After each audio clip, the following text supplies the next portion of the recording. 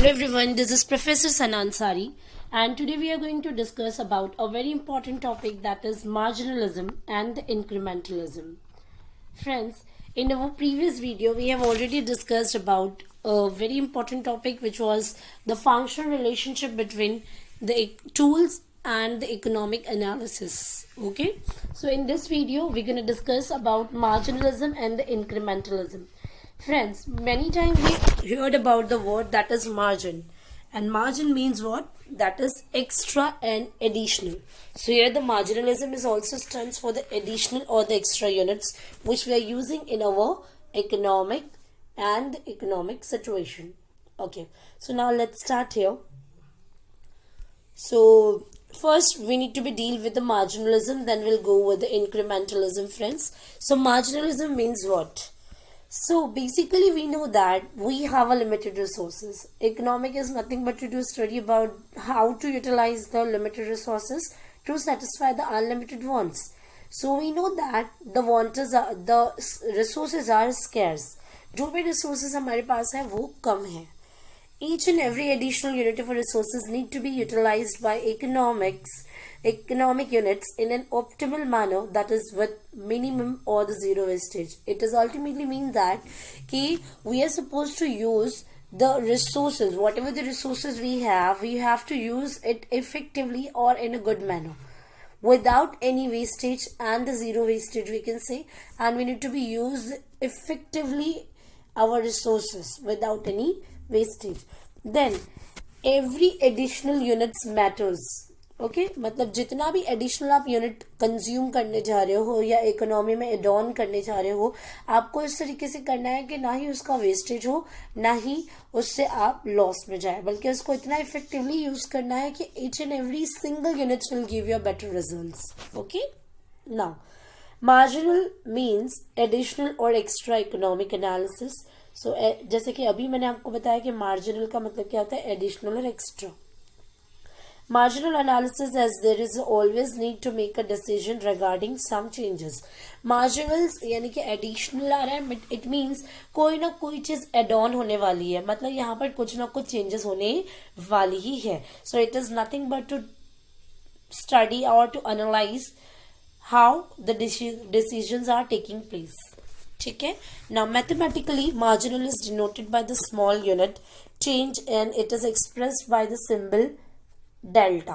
So see here the delta I am showing to you people. This is a symbol whenever you are using a marginalism, that is what we call the changes. अगर आप उसको छोटे अक्षरों में आप define करना चाहें, so we can say that the marginal is nothing but the changes or the additional changes we can say. और उसी को represent करने के लिए we need to use this symbol that is called delta. Now, typically, the changes under consideration is a small, but a marginal choice can involve a major economic adjustments. Now, see, ये बहुत छोटी चीज़ है कि हम additional एक या दो unit से ही changes कर रहे हैं. For example, let us suppose कि मैं पहले 50,000 यूनिट्स बनाती थी, ठीक है, लेकिन अभी मैंने 50,100 यूनिट्स बनाया. सो 100 का ही चेंजेस हुआ, मतलब 50,000 के कंपैरिजन में it's just a small number.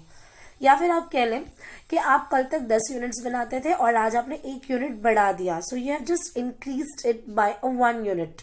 Okay, so 1 unit will be called as a changes, no, but it is additional or the extra changes. This is what we call the marginal changes and the marginalism. Okay, but a single changes can help us to make a major adjustments. मतलब economy में जो भी adjustment होते हैं उसके changes में अगर आप सिंगल चेंजेस कर रहे हैं, सो डेफिनेटली ये बड़े से बड़े एडजस्टमेंट्स को करने के लिए आपको हेल्प करता है. Now let's proceed further friends. Let's take an example. Let's take the measurement of cost and revenue. अब अगर हम लोग कॉस्ट एंड रेवेन्यू मतलब बिजनेस में होने वाला खर्चा और बिजनेस में होने वाले इनकम के बारे में डिस्कस करते हैं. Our decisions to produce more output will result in rise in total cost also and as well as the total revenue also. For इसका मतलब ये होता है कि अगर आप क्वांटिटी इंक्रीज करना चाह रहे हैं, if you want to increase your output, for example मेरे बिजनेस में मैं प्रोडक्शन करती हूँ, और if you want to produce more output मतलब जो भी क्वांटिटी बनकर निकलती है आप उसे और बढ़ाना चाह रहे हैं, सो डेफिनेटली अगर आप क्वांटिटी बढ़ाना चाह रहे हो so you will have to increase your total cost also, because जितना क्वांटिटी आप बढ़ाओगे उतना नंबर ऑफ यूनिट्स बनाने के लिए आपको खर्चा भी जाएगा, and also it will increase your revenue, because आप जितना एडिशनल बनाकर बेचोगे उतना ही आप इनकम भी कमाओगे. So we can say that if you are taking decisions to produce more output, so definitely in the results your cost and the revenue both will increase. Okay, thus changes in total cost depends on the range in total output, and the changes in total revenue depends on the changes in total output. मतलब ultimately it is saying that if you want to change your output, or if you want to increase your total cost or the total revenue, you'll have to go with the changes of the total level, or that is what we call the total output. Okay, so it is just showing the dependent variable to change the independent variable. ठीक है, whenever जो dependent variable की वजह से independent variable या independent variable की वजह से डिपेंडेंट वेरिएबल में होने वाली चेंजेस जो होती है उसे दिखाने के लिए we use marginalism. Okay, it is helps to measures marginal cost and the marginal revenue. So मतलब जो भी चेंजेस हो रही है उसकी चेंजेस को रिप्रेजेंट करने के लिए मार्जिनलिज्म कॉन्सेप्ट्स है यहाँ पर. अब देखिए, अगर मार्जिनल कॉस्ट आपको देखना है कि एक्स्ट्रा कॉस्ट कितना लगा, सो आप ये देखिए कि टोटल कॉस्ट कितना था और आपने कितनी क्वांटिटी बढ़ाई जिससे टोटल कॉस्ट में चेंजेस हुई. So here we have a formula to calculate the marginal cost. So marginal cost will be equals to changes in total quantity, total cost divided by changes in total quantity. मतलब quantity में changes करने की वजह से आपका cost कितना change हुआ. ठीक है, सो इससे you will know the marginal cost, मतलब एडिशनल कॉस्ट कितना हुआ. ठीक है, मतलब let's suppose take an example, आपका क्वांटिटी पहले 40 था, हमने 50 ले लिया. पहले आप कितना प्रोडक्ट बनाते थे, 200, और अभी 200 रुपया खर्चा लगता था और अभी आपका 250 खर्चा लग रहा है. सो जब आप इसको कैंसिल करेंगे सो आपको पता चलेगा कि एडिशनल कॉस्ट कितना गया, 4. ठीक है, उसी तरीके से एडिशनल रेवेन्यू भी आप फाइंड आउट कर सकते हैं, but you have to go with the total revenue because you are finding out marginal revenue, that's why. So total revenue मतलब रेवेन्यू में कितना चेंजेस हुआ बिकॉज ऑफ द क्वांटिटी में कितने चेंजेस करने की वजह से. मतलब quantity will be independent and total cost and the total revenue will be dependent variables. ठीक है, now come to the incrementalism. Incrementalism, the term marginal denotes a small unit. मतलब अभी हमने जो फ्रेशली मार्जिनल के बारे में पढ़ा है उसमें बताया गया है कि जो स्मॉल चेंजेस होती है, ठीक है, वो, and many time changes takes place in chunks and batches.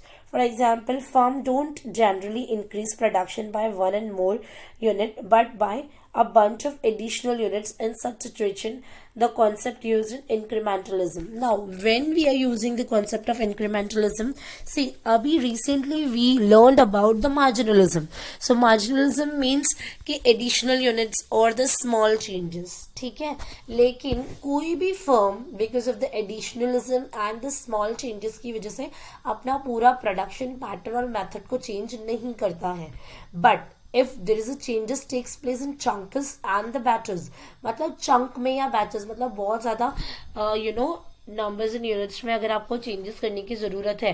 For example 10 units बनाती थी तो अभी 11 बनाना पड़ा, so this is what we call marginalism. लेकिन 10 यूनिट्स बनाती थी, ऑल ऑफ सडन फेस्टिवल्स की वजह से मैंने मेरी स्वीट्स का जो 10 यूनिट्स बनाती थी अब वही स्वीट्स मैं 50-40 तक का बना रही हूँ. So this is what we call the changes in chunks and the batters. सो ऐसे सिनारियो में we can not go with the marginalism, we have to go with the इंक्रीमेंटलिज्म.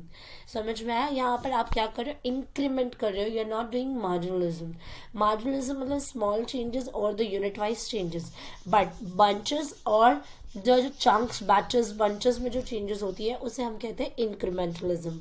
Okay, incremental concept involves the estimation of the impact of decision. For example, decide to open a branch in a city. This is the incremental decision. The decision will be based on the comparison between incremental cost and incremental revenue. मतलब ये अगर मैं for example समझे business में मेरा एक छोटा सा बिजनेस है, ठीक है। उसमें मैं छोटी छोटी चेंजेस करती हूँ। कभी मैं थोड़ा सा खर्चा जो है, मेरे ओवरहेड्स होते हैं, वो थोड़े से 100 रुपये 200 रुपये से बढ़ाती हूँ, कभी कम करती हूँ। So this is what we call the marginalism. But incrementalism वो होता है जहाँ पर मैं डायरेक्टली, मेरा ब्रांच अगर मुंबई में है, मैं वैसे ही सेम ब्रांच ओपन करना चाहती हूँ दिल्ली में, कोलकाता में, या फिर गुजरात जैसे में। So this is what we call the incrementalism. ठीक है। और इंक्रीमेंटल के डिसीजंस कभी भी इंक्रीमेंटल बेसिस पे जो कॉस्ट और रेवेन्यू आपको मिलने वाले हैं या आपको सफर करना पड़ेगा, उसके बेस पर किए जाते हैं फ्रेंड्स। इसका एक और एग्जाम्पल मैं आपको दे सकती हूँ कि हमारा घर होता है। ठीक है। हम हमारे घर में डेली बेसिस पे कभी आप कोई फर्नीचर एड ऑन करते हो, कभी आप कुछ एसेसरीज एड ऑन करते हो, एनीथिंग, आप कभी कलर कर रहे हैं या फिर उस फर्नीचर्स एंड फिक्टिशियस वाला काम करके ले रहे हो। ठीक है। लेकिन this is what we call the marginalism, जो आप स्मॉल स्मॉल छोटी छोटी चेंजेस कर रहे हो, बट आप उसी घर को कंस्ट्रक्ट कर रहे हो, ground floor, first floor, second floor, terrace. So this is what we call incrementalism. ठीक है।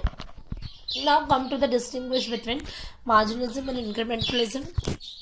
अब जो मार्जिनलिज्म होता है friends, this is the term basically helps to study the macro economics. Marginal macro में जाता है क्योंकि ये स्मॉल यूनिट्स में डील करता है, बट वहीं पर इंक्रीमेंटलिज्म हमें हेल्प करता है बिजनेस के डिसीजंस लेने में। आप उसी के अलावा जो आपके जो मार्जिनलिज्म होते हैं, marginalism helps to understand the maximising and minimising decisions. वहीं पर आपका जो इंक्रीमेंटल होता है वो ऑल्टरनेटिव डिसीजंस, मतलब 2 ऑल्टरनेटिव डिसीजंस में बेस्ट ऑप्शन को सिलेक्ट करने में हेल्प करता है। Basically marginalism deals with the revenues and the variable cost, 2 अलग अलग वेरिएबल्स के खर्चों के बारे में देखता है। बट वहीं पर आपका जो इंक्रीमेंटल है वो रेलेवेंट डेटा पे बेस्ड होता है, और it is always try to go with the best opportunity cost, मतलब बेस्ट ऑल्टरनेटिव चूज करने में हेल्प करता है। So here we have completed this. Thank you for watching. Bye bye, have a nice day.